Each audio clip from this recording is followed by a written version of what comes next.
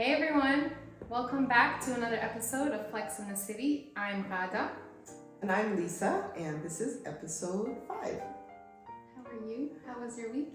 It was good. It was a good one. I actually made it back to the gym after being brutally pressured into doing so. It wasn't me. No, you gave me a really good piece of motivation, and I also But your dad. Yeah, your dad also gave you a little with kick my in dad. the butt. Yeah, he did, which I needed, and it was just amazing to hear. And that's what I needed. So I've been back quite regularly the past couple of weeks, and aside from my back reminding me that my posterior chain is completely non-existent anymore, I'm good. How are you doing? I'm good. Had a good week. Mm-hmm. Week. Same old, mom stuff. Mom stuff. Did you get out and about the sunshine or? Yeah. Whenever the sun is out, I feel like all 5 minutes calling to me for the 5 minutes that it's out. And then I'm out and then I start sweating and I'm like, why? Forget it. Or it starts raining. Or it starts raining, so. Yeah. But it's Standard. okay. It's okay. But, yeah, it was a good week actually. Weather was behaving. Yeah. Which is always nice. So I have some quick fire questions. Oh, right. Oh, yeah, it's my turn this week. All right. I always try to start the show with some quick fire questions just so to give you guys a chance to get to know us a little better. Mm-hmm. Okay? Mm-hmm. So, are you ready? I'm ready. Okay. Chocolate or wine? Right off the bat. I give you the hard stuff. I was literally fixing my mouth to say chocolate because I was like, obviously there's nothing else. And then you said wine, and I was like, hold up. Wow. Okay, quick fire. Wine with a piece of chocolate in the wine? Is what I'm trying to say. Is that even is that a wrong? thing? I don't know. Wine and chocolate is totally a thing. Okay. I'm going to say because an excess of chocolate is less likely to kill me, and wine, an excess of it will kill me. So, chocolate. Okay. Meditation or power nap? I'm sorry, Michael. Oh, yeah. Power He's nap. the meditation guy. Yeah. Okay. I feel like I know the answer to this already, but I'm still going to ask you. Pajamas all day or dressed to impress? You're going to be surprised. Because 1, I don't really have pajamas. Okay. But 2, I have like inside clothes. And I totally would wear that all day. Here. Yeah. Because dress up for who? For yourself. For myself. Yeah. Generally speaking, yes, dress to impress. Okay. And to impress myself. Okay. Running or yoga? Why? I almost said running, and then I really thought about it. I was like, oh. No, I don't come from that tribe of humans. Yoga. Face mask or bubble bath? Bubble bath. I don't put nothing on my face. Okay, e-reader or paperback? Paperback. Yes. Ooh, did I just burp? Sorry. I tried to keep it quiet. It was like, Can we edit that part out? We can edit it out. I better not forget to. Oh my god. Moving on. Oh my god. Smoothies or cocktails? Cocktails. Daily planner or digital calendar? Digital calendar. That's what I use anyway. Movie night in or girls' night out? Girls' night out, but only because I haven't had it in a really long time. Oh, we should have one then. But you're always busy. When am I busy? Like, you always have something. Every weekend there's something. These kids! Yeah, but in the evenings? Yeah, after 9 p.m., I'm free. Okay. So. This is the last one. Okay. Spontaneous adventure or cozy night at home? Definitely cozy night at home, because I know how that's going to end. Okay. Spontaneous and adventure. I like those words, and I don't like them together. I don't like them. Oh, man. Okay. Those were good ones. Yeah. Oh, I got to step my game up. All right. So it's just giving me pressure. What are we talking about today? Today, we are talking about a phenomenon that I think affects, I don't have the statistics because statistics are boring. 60%. But she does. We might need to fact check that. Is that only women though? Because it also affects men. It affects men too. Okay, but that statistic is women only. I believe and so. And postpartum women only. I believe so. Yes. Okay. We are talking about, and it's pronounced 10,000 different ways, but for the sake of arguments, yeah. I'm gonna say diastasis recti. I'll probably say diastasis, so like just roll with it. Okay? DR. DR, and it's basically. No Congo. Oh shoot. Or Dominican Republic. Yeah, or we just say abdominal separation. Or abdominal separation. Such a sexy topic. It's very sexy. It is sexy because when you do the exercises that actually help it come together, it helps a whole bunch of other things come together. Okay, so okay. It can be sexy. Okay. That was a very poor attempt at making a medical condition sound sexy. A medical condition. Well, as you've been briefly introduced to, it is abdominal separation, and in most cases it occurs in about 60% of probably postpartum women, for obvious reasons. After your abdomen and your stomach stretches to facilitate growth of your baby, there is a chance that along with everything else that changes, your abs are going to separate to facilitate that growth. It doesn't happen to everyone, and that is because the wall of muscle that sits underneath of sort of the muscle that you see, so you have your six-pack muscle, and it's the wall that sort of sits beneath that kind of holds everything together. In most cases, can stretch a little bit and move around and prevent you from having the condition. Unfortunately, in some cases, usually in women who are of smaller stature, or women who have a narrower hip placement and carry the pregnancy higher up, you're going to have more protrusion. So when that happens, then there is a number of things that can happen, which we'll discuss, but also a number of ways to possibly correct it, which we'll also discuss thereafter. So that is the topic for today. And men, don't turn it off, because this is also something that y'all can get, aside from hernias, from doing all of that other sort of crazy stuff that y'all try to do in the gym. It's something that can happen just from everyday life, or from extreme weight gain, or from just having a weak core and sudden movement. So it's definitely relevant as well. Stick around.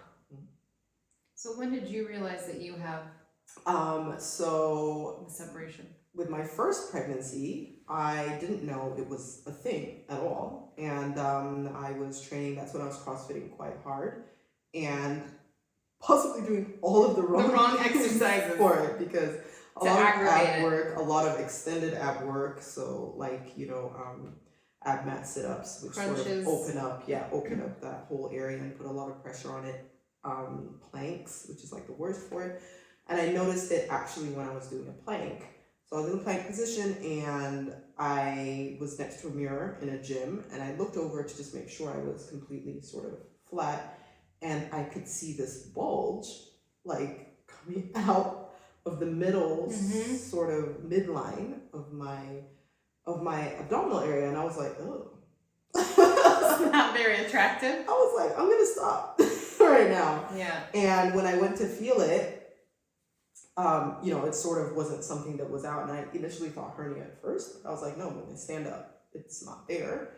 And I saw it, hadn't been aware of it. I saw it again when I was doing sit-ups, and I was like, this is weird. So I did a little bit of research and actually found out about the condition through that research, and realized, look, I don't want to stop doing the type of workouts that I'm doing. I don't want to be sort of abridged in what I'm doing for my fitness. So how can I fix this? And that's kind of how my journey with it began. How about you? With the first one. Yeah, so with my first kid, I gained actually maybe 40 plus kilos. I don't know. How did your friend even carry that? I don't know. At some point I was spotting, so that's when the doctor was like, listen, don't do any bed rest. And I wasn't like full bed rest. He just said, to be on the safe side, no crazy activities. Just you to were be like, very, yeah, so I was of very course. sedentary. Like I would just eat and just chill, and that was it. And I can't remember if I was working at the time or if I was in between jobs. I might have been in between jobs, and so I really was just very like on the couch all the time. Right. So I did gain a good 40 plus kilos. Like at some point I'd go. So and you weren't sick. You could eat and keep everything down. No. I mean, I was sick the first up until week 12 or 13. Oh, okay. So my morning sickness is so bad that I literally can't get out of bed. Yeah. But I also have a fear of vomiting, so I can't vomit. There's an actual name. No, this is like there's a phobia. There's a name for it. Oh, so you'd actually stop yourself from vomiting? Yeah. Like I really am. I like it. It gives me. How did you stop yourself? I don't know. I just would. I was going like 18 times a day. No, I just couldn't. And even if I tried, nothing would come out. Like anyway. Wow. So all that weight gain. All that weight gain. Baby comes. I also delivered C-section, like with a, via C-section. So recovery and like getting back to my normal weight, that obviously delayed things. Of course, yeah. But I don't think I realized that I had it until maybe a year later, a year after postpartum. And I just remember lying down on the floor and just like putting my hand on my stomach, and it's like literally where my stomach, the midline is, it would like sink in. And you're like, what is that about? It's heartbreaking. I mean, I already had like loose skin from all the weight gain. But it was just like another thing to have the loose skin. How many kilos was your first? Like how big was he? How big was he? Not too. I think it's like 3.5. Oh, so that weight wasn't. That was just you. Me. It was me. I can't blame him. They said eat for 2. I ate for 2. See. Pause. The biggest lie they're ever gonna tell you is you're carrying another person, so eat for 2. That is the biggest lie they will ever tell you. They don't need that much. You don't need to eat for 2 because you know what? Your body will give everything to the baby first. That's how amazing your body is. It'll be like, listen, bitch. Yeah. You don't need this. Yeah. This baby is more important than you right now. We're going to feed them. You can deal with whatever you need later. That's why you lose your hair. That's why your fingernails like break off and get brittle, because all of the nutrients, everything good goes into baby first. You do not need to eat for 2. You just need to eat well enough that you have enough, and then supplement your vitamins if you need it. Yeah. But yes, I felt that was important. First time mom, I really was clueless with all of that. Yeah, and that's what we grew up hearing. Yeah. To be fair. So, and then but then shortly after, I got pregnant with my second kid. How much is the gap between one and 2? There's 2 years. They're 2 years apart. Yeah, but then you have your 1 year, which essentially is like being pregnant. They call that the 4th trimester. Yeah. So it's actually considered to be like a period of time that you're just kind of trying to like 3 months after. Yeah, exactly. Get your bearings. And apparently you have the hormones in your body for 2 years, so really. Right, and because we both had C-sections, like I don't know if the hormones stick around longer with C-sections, but I know that we don't release them the way that you should. Yes, because when you go into spontaneous natural labor, the hormones have like sort of that alarm that tells them, okay, now we can sort of suppress. Whereas when you have a C-section, obviously it's done whenever. And then with my postpartum depression, and then finding out that I had this separation, it was just like, and then getting pregnant, I didn't even really have time to comprehend what was happening before I was pregnant again. And then, so by that point though, I had joined a gym, and I had told my trainer, like, listen, I have this separation, and she was very well informed, and so she's like, okay. And I also had a friend who was also a trainer and has been doing it for decades. And so I remember talking to her about it, and she would just kind of, she also had it herself, which was very comforting, because when you know that a trainer has had it, then they really understand the body and they really understand 100%. What you need to do. And they're a living example of you can still come back. Right. But I think for me, because I started trying to do the right exercises while I was pregnant, it still wasn't gonna help it the way that it did. No, because it's in the process of separating. Yeah. So it essentially separated again. Not that it was not, it never fused back together. Yeah. Because I was pregnant again. So that was the first pregnancy, and then I knew that it was there post second pregnancy. I was going to the gym. Like, my trainer also at the time really was very aware of my condition, and so whenever we were doing exercises, she'd be like, okay, planks, you do them side planks, don't do regular planks. Exactly. Anytime there were crunches or sit-ups, like, I would be doing the hip, like, you know, like the glute bridges, the bridges, and lifting my hip instead. So that was that, but for me, it never fully fused back together. It still hasn't fused back together. And I think for a lot of women, it doesn't, or people, it just doesn't fuse back together fully. Yeah. But I think essentially, so, I guess you can test for it as well. So to test, I think if you take 3 fingers, I'm gonna hold my hand up like that's weird. If you take 3 fingers, actually my first one, now I realize in hindsight, was 2 finger separation because it was only about 2 fingers apart. This time it's been 3. But between 3 months postpartum with this second pregnancy, and I saw my doctor again after 1 year postpartum. That was my doctor back in Dubai. She did the test twice, and the first time she did it, she asked me, oh, do you think you have it? I was like, I don't know. And she was like, you seem fine. And then her finger like sank. And she was like, bro, she was like, oh, no, yeah. There it is. Yeah. And she's like, yeah, my hand's not meant to be able to do that. And I was like, yeah, that's not great. And because she was so thorough, she didn't necessarily say I needed it, but she definitely gave me the options for correction. And she talked about, you know, surgery, and she talked about this mesh wire that they can put in there. And I was like, oh my God. But she basically said the abdominal muscles are amazing. And if you can get, well, first you identify it, as I said, so 2 or 3 fingers. 3 fingers means it's pretty severe, but not necessarily beyond correction.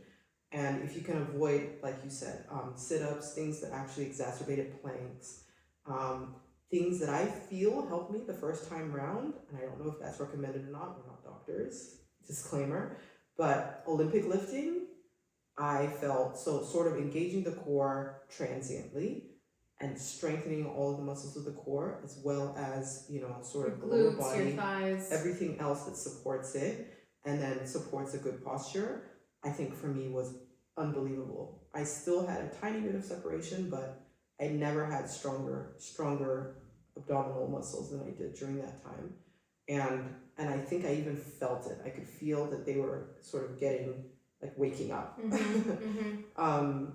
So I think identifying it and then identifying what movements are helpful for it. There's a lot of resources online that can tell you about movements you can do for it. So tabletop position from Pilates and 1 leg at a time to strengthen is a really good one. Graduating to 2 legs, making sure you don't come out of that sort of hollow position. So if your back lifts off the ground, then that's a no-no. There's even breathing exercises that you should be doing, like kind of this deep belly breathing, because that's where when you're breathing in, you're just kind of like bringing the diaphragm and all of that up and together and strengthening from within, which is always the best way. And anything that sort of engages also that pelvic muscle and that floor muscle, which the benefits of which are endless, and maybe later. And you don't have to have the DR to do those exercises. Do it anyway. Yeah. You will thank me later. But honestly, strong core, it's not called your core for nothing. It's literally the middle point and the meeting point of everything else in your body. And that's why it's so important to have that strength and at least stability in the core. It feeds everything else. I know that I've had, because of it, I have bouts where I have really severe back pain. And you feel me.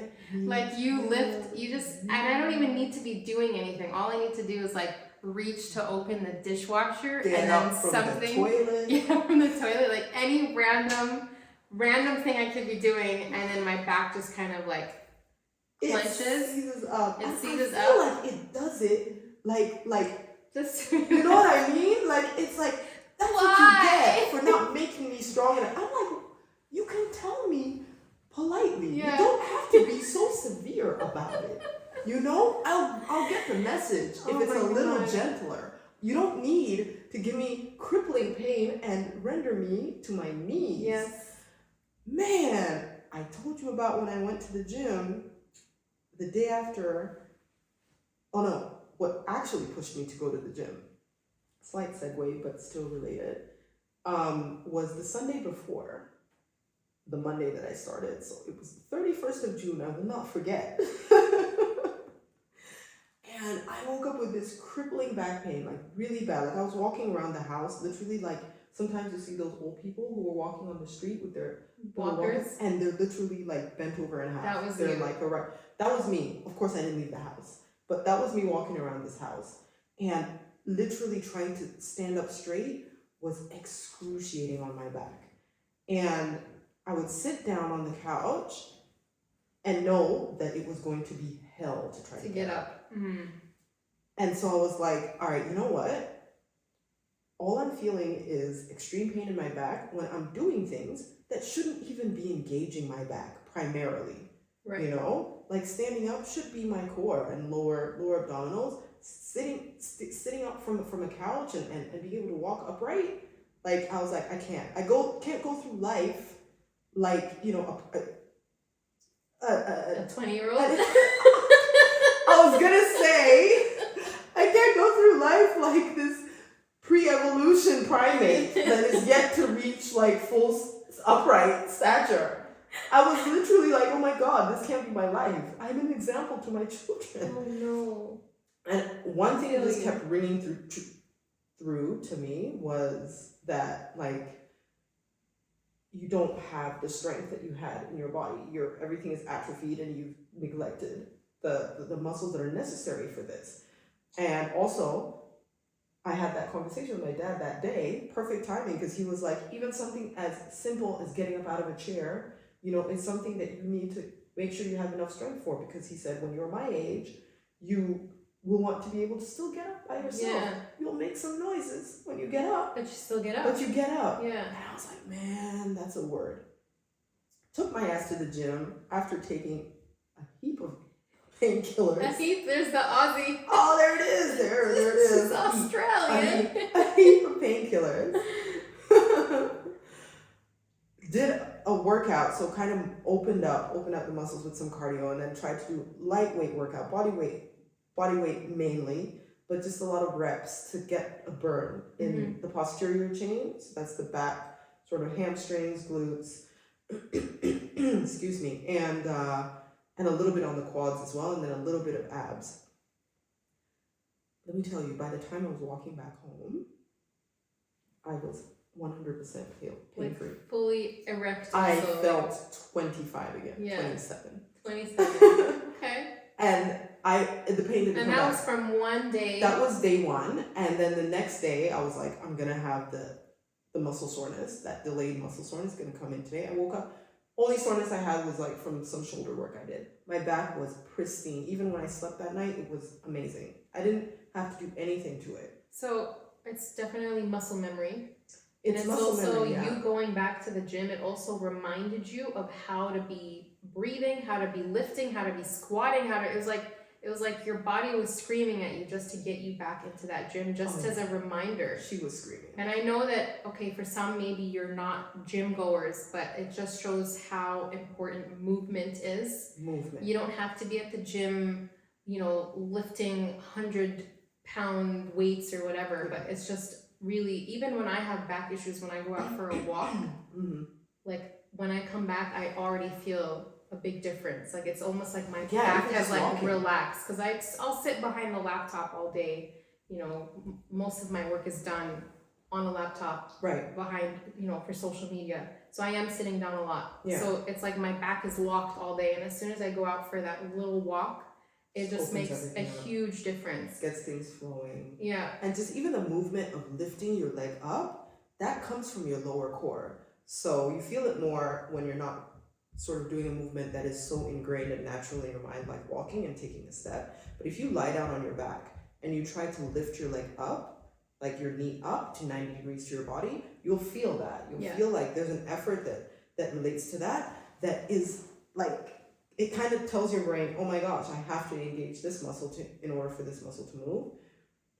Having that consciousness is so amazing, because then even when you're walking, you're able to know exactly how your body is working with itself and exactly how everything is coming together.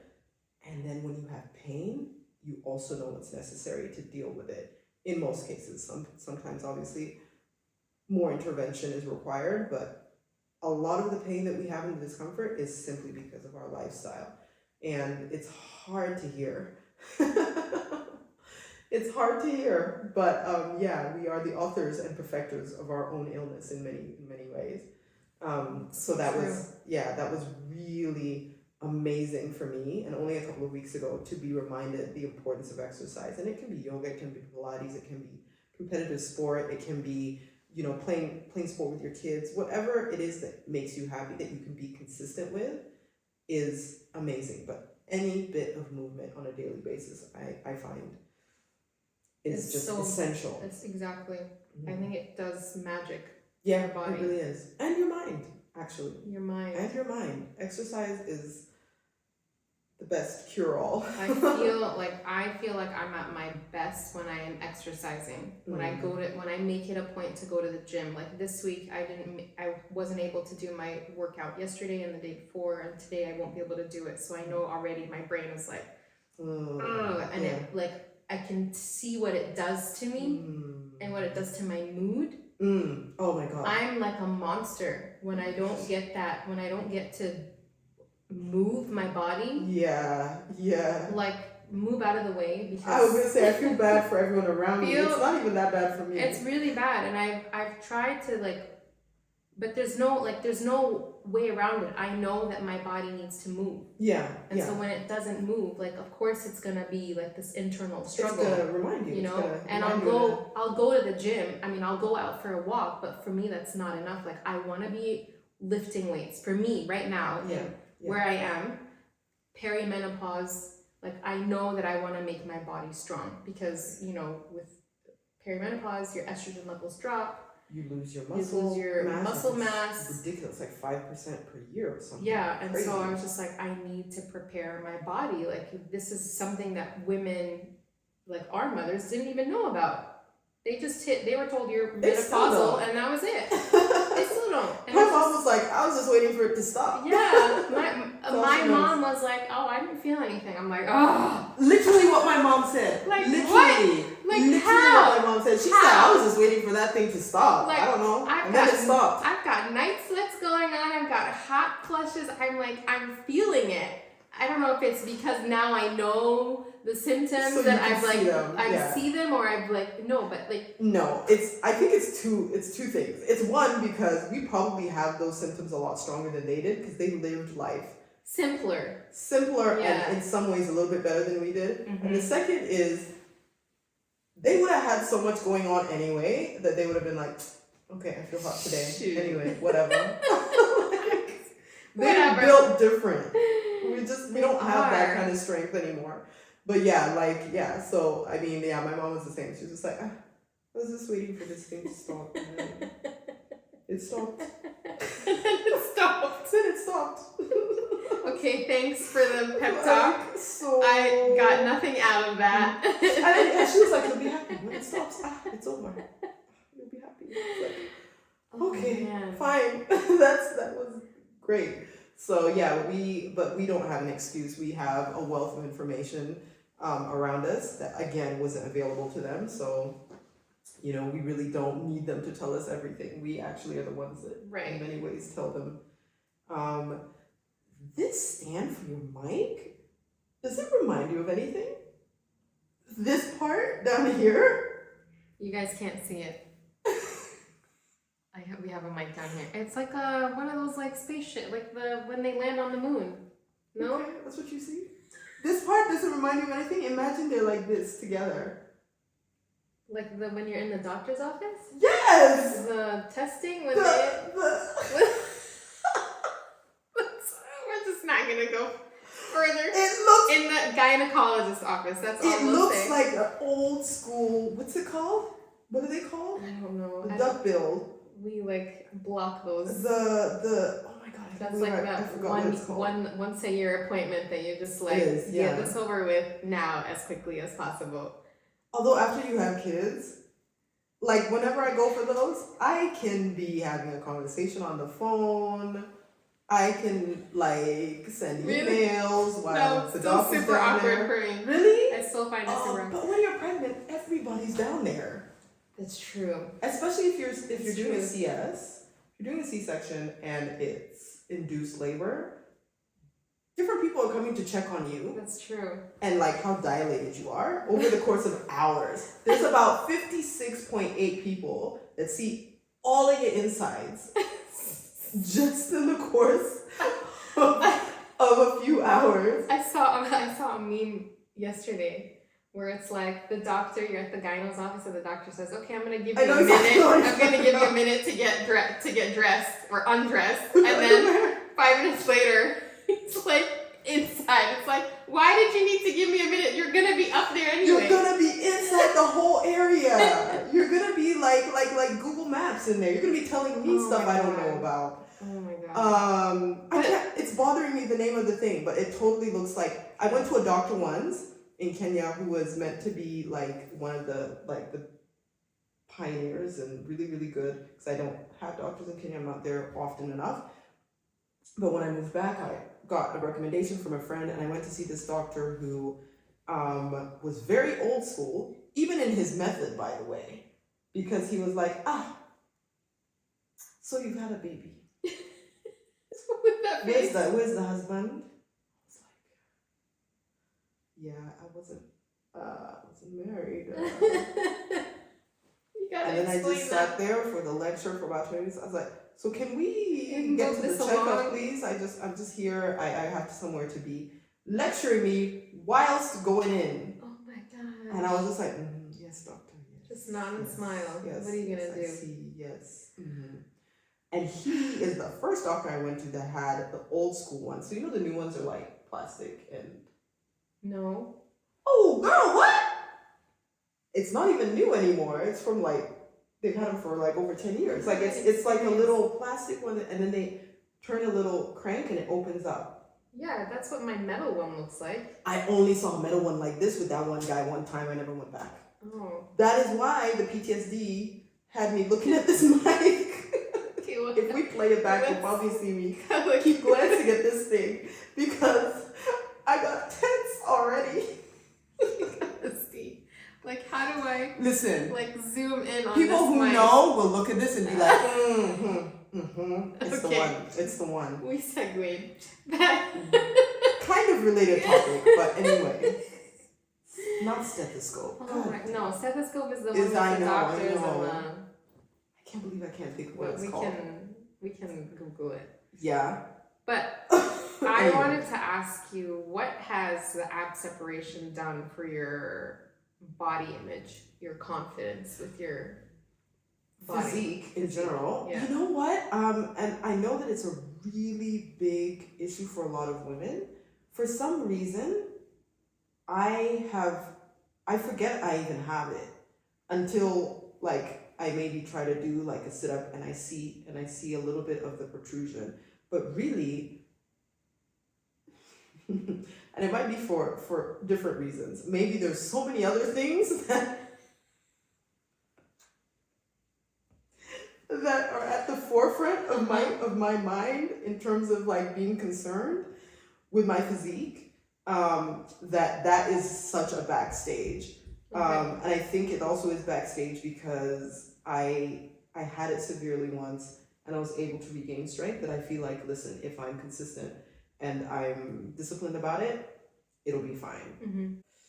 It's more of the ability and the strength and the freedom to do certain types of training that is really a concern to me. Like, I'm already limited because of age and, like you said, hormones that decrease after a certain age from reaching a potential of strength that I would have been able to before. So if this is another impediment to that, that for me is actually the issue. That makes me nervous too. Yeah. I can say that I definitely spent the last, so my oldest is 13 years. I would say the last maybe 10 years, I was really more focused about the physical aspect of it. And for me, like, it is visible. Like, when you look at me, you can see You can see it. Yeah, you can see when it. When you're standing or when you're, like, engaged? When I'm standing. Because you can also, I think, like, the doctor once told me that my belly button has a bit of like, it's a bit herniated, I guess. Yeah, so it's come out a little bit. Yeah, but he said it's not any, like, if it's not causing any pain, then it's not a big deal, you know. Right, but so just starting from there, like, I see that and I would think, oh my God, like, this just is not attractive. It doesn't look ugly. Like, I didn't feel very confident in my body for me. Yeah. So, like, bikinis threw him up, No. Yeah. Why? But I did then start, like, then I was, so this is the thing, which is what I know, that I need to be exercising regularly. Because when I exercise regularly, even if there's not much changing here, up here, I feel so much better. I don't give a fuck. I pulled out a bikini, but it was a high-waisted bikini. Okay. And I was totally good with it, and I felt good in it. I was like, I don't care. I really felt good in it. But, like, the last couple months have been a bit different because of my hormone changes and all of that, and the problem with, you know, menopause and diastasis or ab separation, whatever you want to call it, is that your estrogen levels drop, your collagen, like, also. So your ability to heal also decreases. So that's where now I'm, like, more in panic mode, because I'm more worried now about my movement. Because I want to make sure that I'm still able to move regularly, that I can still, you know, get up without my back freezing up on me. Without having to meditate and think about your pelvic floor. Literally. And be like, lift it all up, girls. That's what I do. Let's go. Yeah. That's already a given. When I want to get up, like, get up from the bed or whatever, like, I need to shift to my side. I need to, you know, brace myself. Like, everything is already premeditated, but it's just like, I want to make sure that it doesn't get any worse, which is why I'm so eager also to really start lifting more weights now, to really strengthen my glutes, my quads, my core as much as possible. Your back, your shoulders, everything. Yeah, I mean, I think that is the perfect reason for it. Yeah. And especially with us who still have kids, boys, who require us to run around with them and do all of those things. You want to be a part of that. You want to be around for that. And it's and especially here in this environment where people are so active and out and about all the time, it's really important to be there, not just to be able to be strong or in the gym, but to be there for your kids, to be an active parent, regardless of what age you are. So I think that's really important. I was thinking about this the other day as well, because my partner's mom and dad, so my in-laws, I guess, took a bike tour. They were in their 70s and they took a bike tour. That's amazing. Listen. That is like... I even told them, listen, I would be in the car following you and stopping with you. They said, oh, we stopped to have food and wine. I was like, that part I would be there for. That's what... Bike trip through the Alps. So all in all, it was like 400 plus kilometers. Wow. And they were like, oh, but it was nothing because it was on the e-bike. And I was like, okay. And they're like, yeah, we didn't like it because we're used to doing it on the regular bike. I was like, plot twist. I was like, so you've done it before? And they're like, yeah, we do it every year. We do it all the time. We have a group that we go with. They're in their late 70s. And they're doing this, and they will hang around. They have 2 grandkids, one of whom is my son, and well, I guess my sons, but 2 baby grandkids, and they are active and run around with them and go swimming with them and, like, do all of these things, and I was like, wow, like, where does that energy come from? And so my partner was like, oh yeah, well, they've always been really active and da-da-da. And then I was like, wait, though. So I thought about my own parents. And we got to an age where my parents were like, you guys do your own things. You know what I mean? Like, they just wanted to chill at home, and we were old enough, and they were like, go run around. You don't need us there. And so I remembered that as the most recent sort of interaction in terms of active. I always kind of went to the gym with my dad, and even if I didn't go, I always knew that he was really consistent with that, even in his 80s now. And I'm realizing the fruits of that, because when I came back home with Dante when he was an infant, I saw a side of my dad playing soccer with him, rolling around on the ground with him outside. I was like, and he was like in his late 70s at the time, and I'm like, he's still keeping up. He laid the foundation to be able to do that. Yeah. And that's right there, the foundation, which is what we should be doing early on. Yeah, it's not so early. I mean, we still can. The point is that we still need to be working on it now. Absolutely. But not waiting in our 60s and 70s to start laying the foundation. That's it. You know? That's it. It's so important. It's so important to have it. And even if you are in your 50s or 60s, at your own pace, whatever you're capable of at that point in time, it's fine to do. Because unfortunately, we're on the downward side of that hill. Like, we're not gonna like set any Olympic records right now. You know what I mean? Well, I think unless it's for specific age there groups. Was that woman who set an Olympic record or some sort of record for swimming. She was like in her 80s. Oh yeah, that lady, the English Channel or something. Something like that. Like, and I think, I mean, but swimming. No, I know, but I mean, even with CrossFit Open or whatever it is that absolutely, and it's age appropriate. But I just mean that, like, you understand that.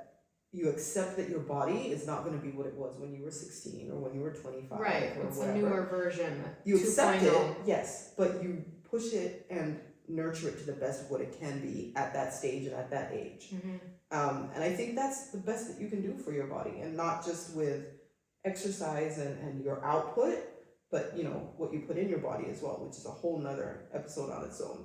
But I always knew the importance of exercise. I've been brought up that way. Obviously, I had that example in front of me.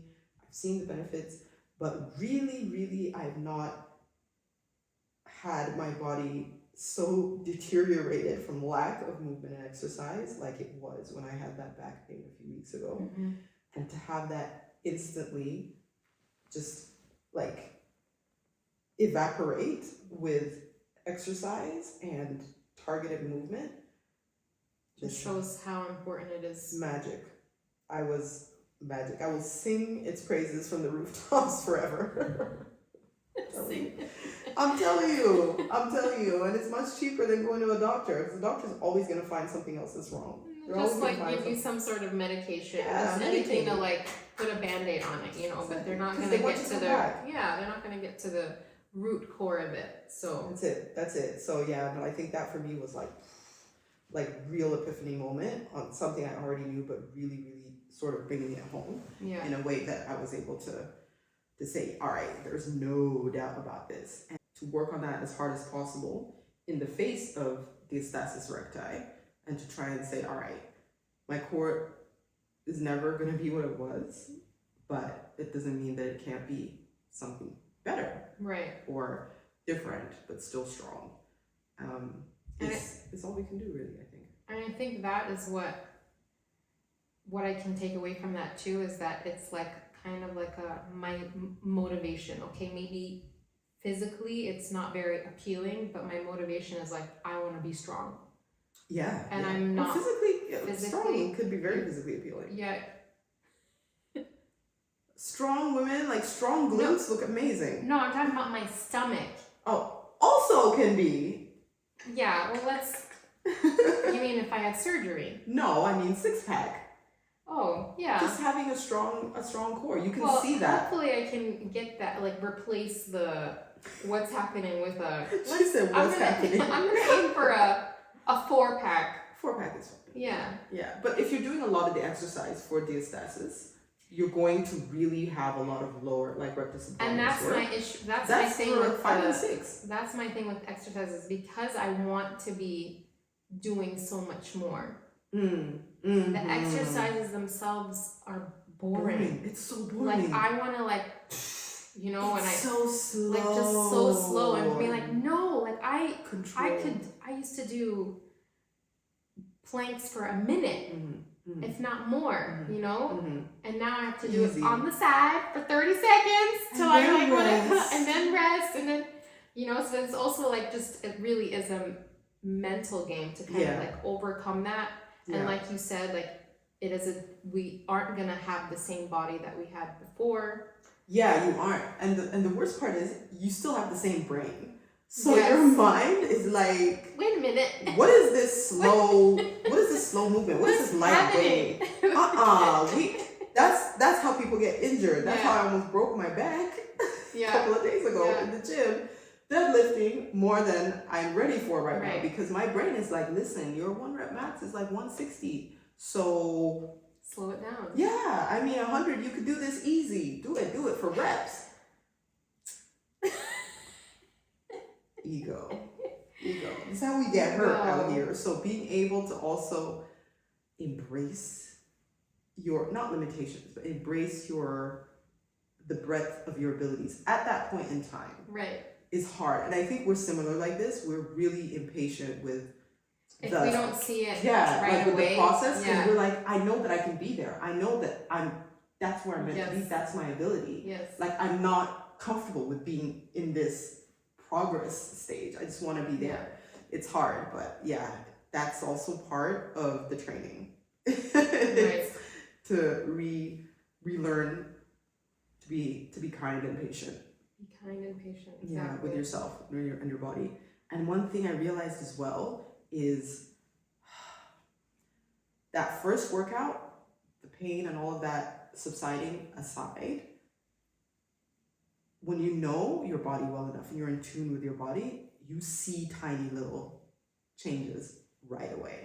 Like you can see if you sort of, consumed way too many carbs and alcohol or sugar the day before. Posture. Yeah, you'll wake up the next day and you'll be like, oh, I'm bloated, like I'm looking a bit flabbier today. I'll know when I'm in my luteal phase or whatever phase of my cycle. I don't even need to look at the calendar or think about the date. I'll just look and I'll be like, I know it, because I'm very aware of how my body changes through those different parts of the cycle. And it was the same with the workout. Is yes, you get your like pump after you've done your weights, but you also get like the next day or the next 2 days later, it's almost like your body is excited. It's like, oh, we're back. That a little bit things kind of just tighten up a little bit, like for a day, and you're like, I'm seeing my body is ready. It's like, all right, we're ready to go, and you have this renewed excitement and zest, and you're like, all right, I'm ready to go. My body is on board. And being postpartum and having, just with all the things that happen with moving and all of that, and just being at a point where, not just me, I'm sure a lot of women are so unhappy with your body, and you look at yourself and you just want to cry. Like having that be the norm for so long, to now wake up and look in the mirror and be like, and mine happened when I was in the shower actually, and I was like reaching up and I was like rinsing off my arm, and I was like, I felt the muscle. And I was like, because I haven't seen this, like this doesn't go away ever. This is the first time in my life that little striation has gone away.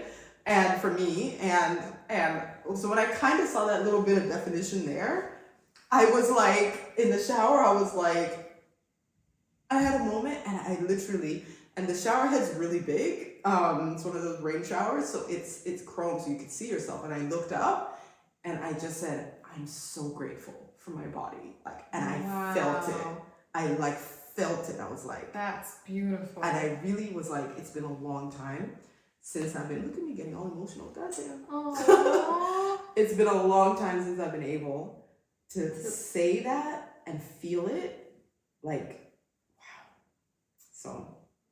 I love that. I love that for you. Yeah, it was a moment. It just shows it's so important to be able to embrace embrace our bodies and just also be grateful for what they've given us, for what it's given us, for honestly, for all of these years all of and these so many years. more to come, you know, inshallah. So many more to come. Yeah. And yeah, I'm just like, our bodies are absolutely they're amazing. resilient. Our bodies are resilient. Like, And for me, it's like, this is strength, you know? it really Like, is. for our bodies to do what they do. Like kids, for example, just having a baby, yeah, I know we say it's natural and all that, but really, you guys, read about what happens to your body, like how your entire insides get pushed up under your ribs. Yeah. You know what I mean? And what your body goes through. And then it just recalibrates itself, and it's like, you want to go again? We're ready. do this. You know what I mean? Like, It's crazy. unbelievable. And it just does this on its own. It's like, leave me alone. I got this. I got my own schedule. I got my own clock. I got you. You just treat me nice. Treat me nice. And I got Be you. kind. Be kind. Treat me nice. And I got you. Put good things in me. Yeah. Fuel me well, and I will take come care through of for you. Yeah. And it's amazing. And it never ever fails. It never fails. You do the right thing by your body, it will respond and be grateful and kind. It will reward you in kind. And that was for me such like a reminder. And I kind of had a flashback moment as well, because I was just like thinking about because I usually think about it sort of lamenting it, like, oh, I used to be so strong and I used to be so fit and I used to be able to do this. And now I was thinking about it, being like, this is that same body, like that same body saying that did all of that did all this, and it's still here. Yeah. It's still here It's for still you. strong. It's like, you know what? You had to take your moment and rest and take time off. It's cool. We're still here for you. We're ready. Yeah. When Yeah. when are we ready to go? We got you. Yeah. It was an amazing feeling. It was really amazing. I Yeah. love that. Yeah, it was I love your it was a outlook moment. on I was about to cry in the shower by myself. I was thinking about you like talking an ugly about cry. I was thinking about you, and you were like, you know, sometimes you just escape to the bathroom. Yeah. I was like, That was your escape. she has a point. Like, things happen in this room. Yeah. It's a magical place. I was like, what is in the water? Oh no. No, it was a really good moment. So I was happy about that. And that kind of replenished a lot of my resolve about training, but also my patience. I love that for you. Yeah. And you've been very consistent now since you started. Yeah, but remember I told you, once I start, you're in it. yeah, You just which is needed why to I get think, over that little hump. yeah. Which is why it was all up here. It really was, and I knew that well enough about myself that I just need to get past that block. Yeah. To start, and I think part of the block was also the fear that I don't want to know how far I've regressed. I don't want to go back and realize how unfit I am. Now you have to start from zero then I have all to over see again. that uphill battle. Like, I wasn't ready, and now it's like, you know what? I'm walking. I'm healthy. I can play rugby with my son on the weekends. I can lift up the baby and throw him up in the air, although my shoulders are like, no, you can't. Let's not do that. Let's not do that. He's so heavy. But I was like, I'm fine. You know, I'm not decrepit yet. So it is what it is. It's just a journey back. Take your time and be kind. So it's the same with the DR, with the ab separation. That's a much longer, slower journey. It's a long recovery. Really. But it's still, I know for sure, you can be, even like me, 13 years postpartum, and you can still kind of, work on it. Yeah, absolutely. For me, I know I'm blessed that I also have friends that are in the fitness industry, and, they'll be family as well. and they're very supportive in terms of you don't need surgery just yet. Don't try to make your body remember what it can do.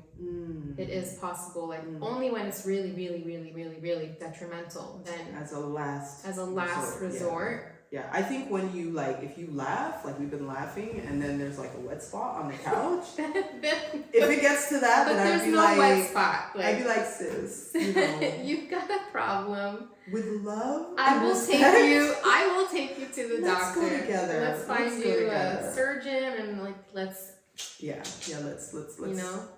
let's lock it up. let's lock it up. Although, having said that, one of my sisters, I can say this because I have many. One of my sisters has,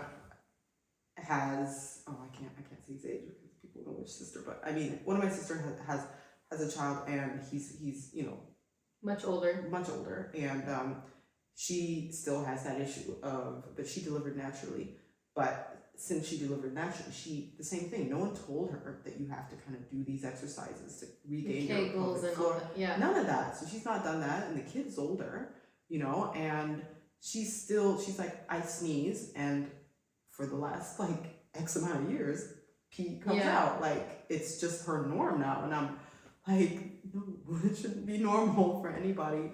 And it's really sad that no one has told you that you can correct that. But even now, at the time when we had that conversation, it was several years, many years after her giving birth, but I said, just start now, because muscles are amazing like that. They're resilient, and they want to do what they're meant to do. They want to be sedentary. So if you remind them, they'll step it up. Right. Like, they'll show up.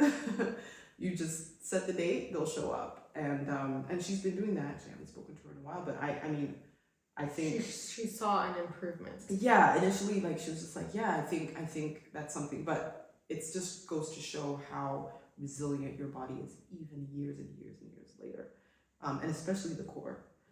It's almost like your body knows this is really important, and we need to kind of keep the muscle memory. I think I read somewhere many years ago that your abs have the longest muscle memory of any other muscle in your body. Really? Yeah. So that's fascinating. I think that's kind of your body saying, look, we need this more than anything else. Legs can go, the arms can go, whatever, but like, she needs to be able to sit up in the morning. It's central. Like, you need, like, without this, breathing. Yeah. Sitting up, sitting down, breathing, like lying down, like all of that is just out the window if you can't even like get coughing. this in check. Coughing, oh my god. Sneezing as well, I guess. Yeah. I mean, you know that when you've done a crazy ab workout and then you have to sneeze and you're like, and you fall apart to pieces. And you realize, oh my goodness, I didn't realize I actually engaged my core to sneeze. Yes. It's everything. It's essential. So really important, not just to women and postpartum women and pregnant women. It affects men. Like, it really does affect men. Absolutely. If you've overweight, or especially if you've gained weight really quickly, that is gonna most likely be something that you experience as well. So finding the right exercises, the right breathing exercises, taking it easy. And being patient with your body. And I was talking to the daycare lady actually yesterday about my son about this. And she's like, as soon as I bring the table out for like snack time, he's like, Essen, which is food in German. He's ready for the food. He's like, why is the table here if the food is not here? Like, I don't understand the disconnect. And she's like, he doesn't get that I actually have to like make the food. And I'm like, yeah, you need to have the food ready and then bring the table out with the food, because it's the same. Like, if I put him in his chair and there's no food on the table, unacceptable. What are you doing with your life? Organize yourself. That's the look I get. And that's I'm gonna kill you look. Like, woman, you are really get your off shit together. Off the ball today. What is happening here? Get organized. Yeah. So Patience we so come key. from that, and so it's the same attitude we apply to like progress in our body. And if we just give it the time, the treatment, but mostly the time that it needs, it'll come through, no doubt. So, I believe that. I believe that. So that's, I think, ab separation. Probably, in a nutshell. In a very small nutshell. There's Yeah. so much to it. There's actually like degrees of it, and there's heaps of exercise. If you guys are interested, we can actually share some of our sources, but also just information based on our own experience. If you're interested in hearing more about that, I know before I've had a lot of questions from other new moms about that. So, you know, if you still have questions or want to engage or tell us your experience, happy to hear. We're here to, we understand, like, I know for me, I didn't really have anyone to talk to about it. I think I messaged you randomly one time after your first kid was born. I remember. And we were talking about ab separation, and you were the first person that was like, yeah, I've had it too, aside from the trainer that I told you about. Yeah. But really, like, most of the time, either women don't know about it, don't know that they have it, men don't know that they have it, Yeah. or it's something that we do have, but no one wants to talk about it. They don't want to like admit that there's like some condition, something going on. Yeah. Yeah. So. And it goes hand in hand with what we talked about, I think, 2 episodes ago. We were talking about how like things that ail women and women's parts are so like don't talk about it. Don't bring attention to it. Just ignore sweep it. It'll under go the away. rug. But yeah, we're here for you guys if you have anything you want to ask us. And again, we're not medical professionals by no means. We're just sharing our own experiences with you, and always obviously talk to a specialist. If you feel that that's what works for you and what you need. So definitely seek medical attention if it's something that you're really concerned about. Get some peace of mind about it. Read, educate yourself, like get information so that even when you do go to see a specialist, you're coming from a point of view of, I don't mean WebMD. I mean like don't Google shit. Because I know doctors hate that. You Google it and it's like you Google a symptom and you're dying. Like literally, that's like the worst. Yeah. So I just mean, get some information on a lot of the articles and the information that's out there and available on it. So you can ask targeted questions when you do go to speak to a specialist. I think it'll make it more worthwhile for you as well as for them. Leave us your comments. Yeah. Subscribe. Subscribe if there's anything that you want to see more of. Any topics you want us to talk about in terms of content. Speak about. Just send us a DM on Instagram or leave a comment, and we are always here and happy to receive feedback. 100%. Yeah, we will definitely respond to all of those questions, even if it's not immediate. So yeah, we'll get around to it. So definitely ask, and we will respond, and let's get a dialogue going. So till next Friday. Bye from us. Ciao.